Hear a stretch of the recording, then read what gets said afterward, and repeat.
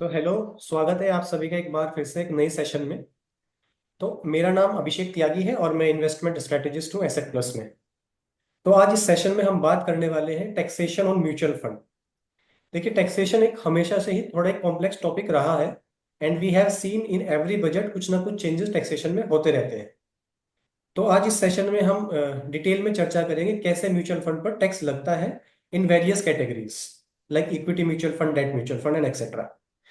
सो इसी पर बात करने के लिए आज हमारे साथ है Tushar Javkar ji, who is head of learning and development and products at DSP mutual fund. तो तुषार जी को 18 ईयर का एक्सपीरियंस है फाइनेंशियल सर्विस इंडस्ट्री में, and he is also certified financial planner. So I welcome you sir, and thank you so much आज आपने asset plus के लिए time निकाला। तो थैंक यू। हम स्टार्ट करते हैं सबसे पहले सर। आप इक्विटी म्यूचुअल फंड पर टैक्स कैसे लगता है? तो आप सबसे पहले ये बताइए कि इक्विटी म्यूचुअल फंड होते क्या है फॉर टैक्सेशन पर्पस। ओके।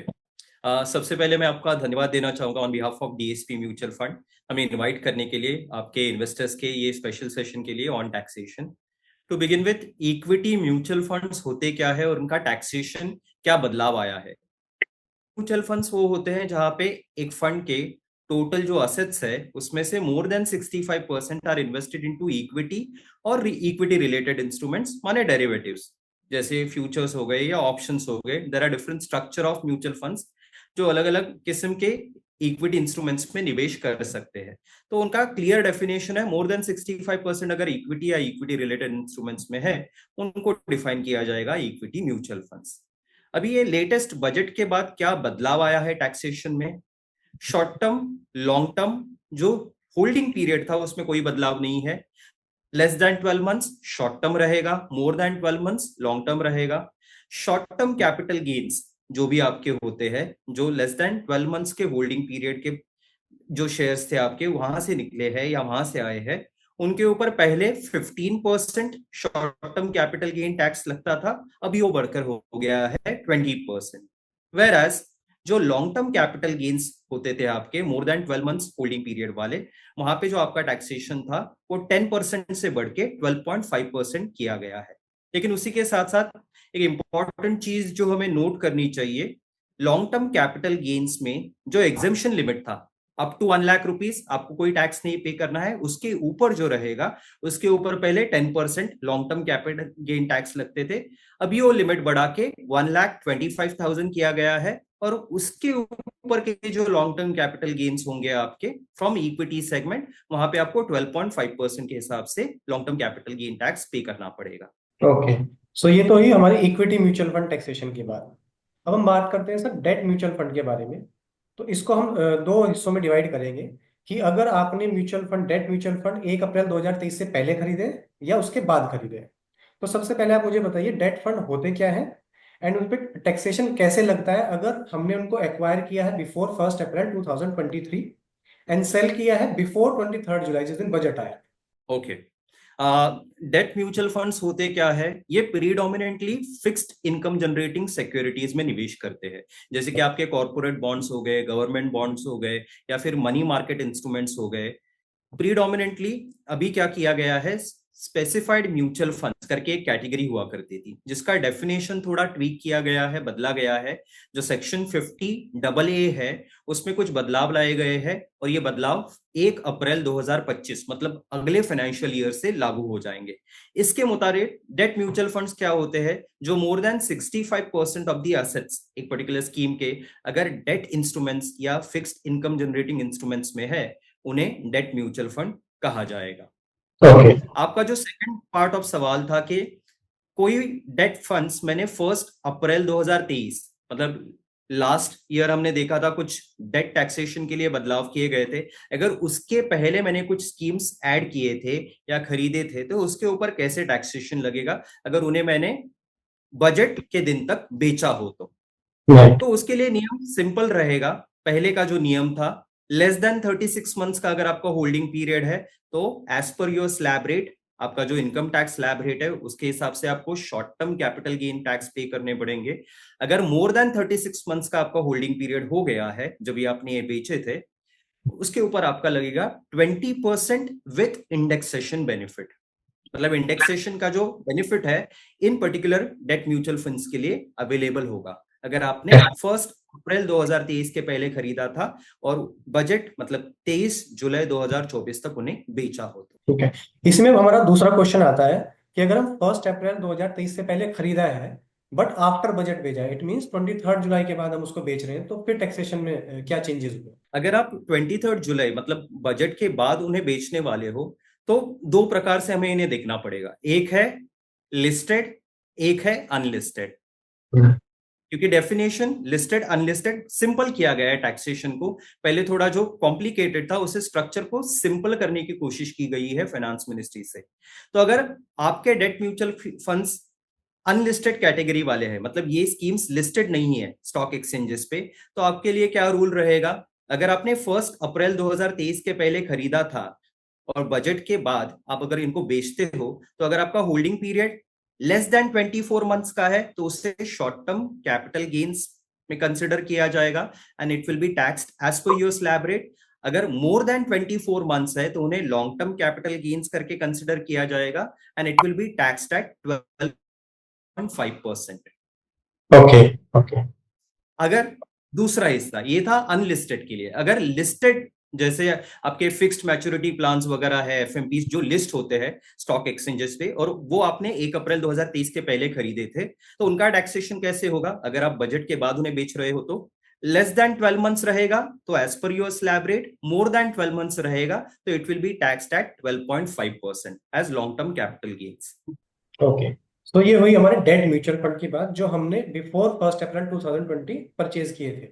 अब मैं बात करता हूँ, अगर कोई ऐसा डेट म्यूचुअल फंड है जिसको हमने परचेज किया है 1 अप्रैल 2023 के बाद, उस पर क्या टैक्सेशन लगेगा? 1 अप्रैल 2023 के बाद जो भी आपने डेट म्यूचुअल फंड्स खरीदे हैं उनके ऊपर शॉर्ट टर्म लॉन्ग टर्म ऐसे कोई कैटेगराइजेशन नहीं है। It will be taxed as per your slab rate. जो भी उनमें से गेन निकलेगा वो as per your slab rate 10%, 20% या 30% फॉर एग्जाम्पल, उस हिसाब से टैक्सेबल होगा। ठीक है, तो इसमें लिस्टेड और अनलिस्टेड में कोई डिफरेंसेस नहीं है, सबके स्लैब रेट के हिसाब से ही टैक्स लगेगा। बिल्कुल। Okay okay. सो अब हम बात करते हैं सर, डेट फंड की हमारी ये बात हो गई है। हम बात करेंगे उन फंड्स की जो कि हमारे ना तो डेट है एंड ना इक्विटी फंड्स है। इट मींस जिसमें हमारा इक्विटी का एक्सपोजर 35% से लेकर 65% तक होता है। उन पे क्या टैक्सेशन लगता था अगर हमने उस फंड को बिफोर बजट मींस 23 जुलाई से पहले बेच दिया है, तो क्या टैक्स लगेगा? ओके। आपका ये जो सवाल है it is applicable to hybrid funds as right. A category. अगर उनकी बात करूं, हमारा जो मल्टी एसेट एलोकेशन फंड है जहाँ पे domestic equity, international equity, debt as well as commodity, gold silver and few other commodities में एक्सपोजर है, तो ये टैक्सेशन उसके लिए एप्लीकेबल होगा। अगर आपने ये पर्टिकुलर फंड बिफोर बजट बेचा होता तो इसका टैक्सेशन होता, अगर holding period less than 36 months है तो short term capital gains would be taxed as per your slab rate. अगर 36 मंथ्स से ज्यादा है तो it will be considered as long term capital gains and it will be taxed at 20% with indexation benefit. Okay okay.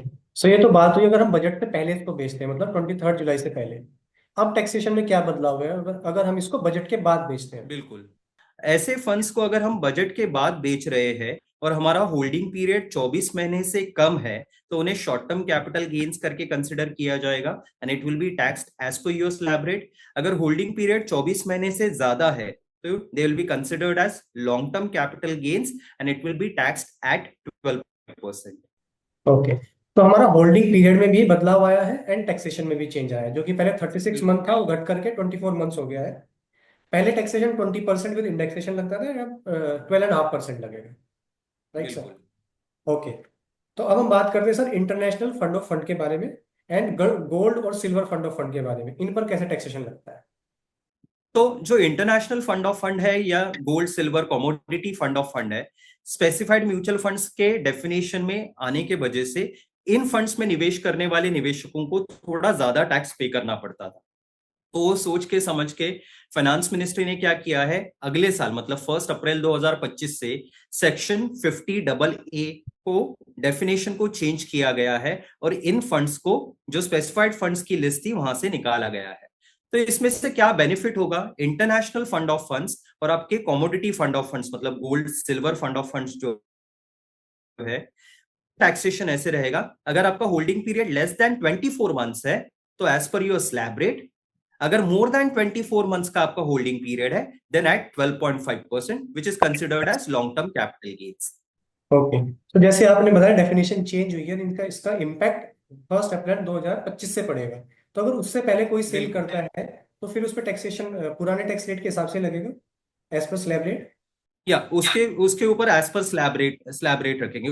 उसमें भी अगर आपने 1 अप्रैल 2023 के पहले खरीदा है then 36 months, less than 36 month slab rate, more than 36 month 20% with indexation. अगर आपने 1 अप्रैल 2023 के बाद खरीदा है तो straight away as per your slab rate. Okay, and after 1 April 2025 ये चेंज हमको देखने को मिलेंगे जिसमें 12.5% लगेगा। ओके बिल्कुल। ओके, तो ये बात होगी हमारी फंड ऑफ फंड की। अब हम बात करते हैं ईटीएफ के बारे में। गोल्ड एंड सिल्वर ईटीएफ पे कैसे टैक्स लगेगा, आप मेरे को उसके बारे में बताएं। पहले कैसे लगता था और अब कैसे लगने वाला है। Gold and silver exchange traded funds के लिए भी वही रूल था जो मैंने थोड़ी देर पहले बताया। और 1 अप्रैल 2025 से क्या हो जाएगा, गोल्ड एंड सिल्वर का भी आपका जो होल्डिंग पीरियड है वो घट के हो जाएगा 12 मंथ्स। अगर लेस देन 12 मंथ्स है तो short term capital gains it will be taxed as per your slab rate. अगर मोर देन 12 मंथ्स है तो it will be taxed at 12.5%। एक बहुत बड़ा बदलाव आया है gold and silver exchange traded funds के लिए। ओके ओके, तो ये हमने सभी कैटेगरीज ऑलमोस्ट कवर कर ली है। अब हमने देखा कुछ टैक्सेशन इन्वेस्टर के अगेंस्ट में गए हैं, कुछ टैक्सेशन फेवर में भी गए हैं। तो इन्वेस्टर का बिहेवियर क्या होना चाहिए, उसको कैसे रिएक्ट करना चाहिए टैक्सेशन। मतलब बहुत बार बजट के बाद या बजट के दौरान मेरे पास ये सवाल आते हैं कि निवेशकों को क्या करना चाहिए, या फिर अचानक जैसे ही अनाउंसमेंट्स आते जाते हैं तो हमें मार्केट में एक बड़ा रैली या बड़ा डिप कभी कभी देखने को मिलता है अगर टैक्सेशन बढ़ाए गए हैं या घटाए गए हैं। मेरा मानना ये है, this is my personal opinion, personal view, कि अगर हम निवेश लॉन्ग टर्म के लिए कर रहे हैं कि मेरे चाइल्ड्स हायर एजुकेशन या फिर रिटायरमेंट जो 15 साल 20 साल के लिए का गोल है, तो शॉर्ट टर्म में जो बदलाव आ रहे हैं वो बियॉन्ड मेरे कंट्रोल है। I believe we should control what is in our control. मेरे कंट्रोल में क्या है, मैं फाइनेंस मिनिस्ट्री या निर्मला सीतारमन जी को जाके तो कुछ कह नहीं सकता कि ये कीजिए और ये मत कीजिए। तो मेरे कंट्रोल में है कि मैं मेरे गोल्स डिफाइन करूं, मेरा रिस्क प्रोफाइल डिफाइन करूं, असेट एलोकेशन डिफाइन करूं और उसके मुताबिक उतने समय के लिए 10 साल 15 साल 20 साल के लिए कंटिन्यू निवेश करते रहो, कंटिन्यूअस निवेश करते रहो, सो दैट कहीं ना कहीं कंपाउंडिंग में ब्रेक ना लगे। ये छोटी मोटी चीजें, ये स्मॉल स्मॉल इवेंट्स या बड़े इवेंट्स होते रहेंगे, बट एज अ निवेशक मुझे ये जानना है कि मुझे रियल रेट ऑफ रिटर्न चाहिए। मतलब इन्फ्लेशन को एडजस्ट करके मुझे 5-6% का ग्रोथ अगर चाहिए तो ऐसा असेट क्लास कौन सा है, तो इक्विटी है फॉर एग्जांपल। तो इक्विटी में टैक्स लगे ना लगे, डेवलप्ड नेशंस में अगर हम लोग देखेंगे तो टैक्सेशन इससे भी ज्यादा है जो इंडिया में है। तो 20 साल के बाद क्या टैक्सेशन होगा ना मुझे पता है, ना आपको पता है, ना फाइनेंस मिनिस्ट्री को पता होगा। तो मेरे कंट्रोल में है कि मैं निवेश शुरू करूं और निवेशित रहूं for next 20-25 years till the time my goal is not there to be funded. That is what I believe. Okay, तो thank you so much sir, आपने टैक्सेशन के बारे में काफी डिटेल में समझाया। I hope this information will help all our partners and investors. And एक बार फिर से आपका बहुत बहुत धन्यवाद, आज आपने हमारे लिए टाइम निकाला। Thank you so much sir. Thank you Abhishek ji for inviting me on behalf of DSP mutual fund. मैं आप सभी का धन्यवाद करना चाहता हूँ। Thank you so much sir, thank you. Mutual fund investments are subject to market risks. Read all scheme related documents carefully.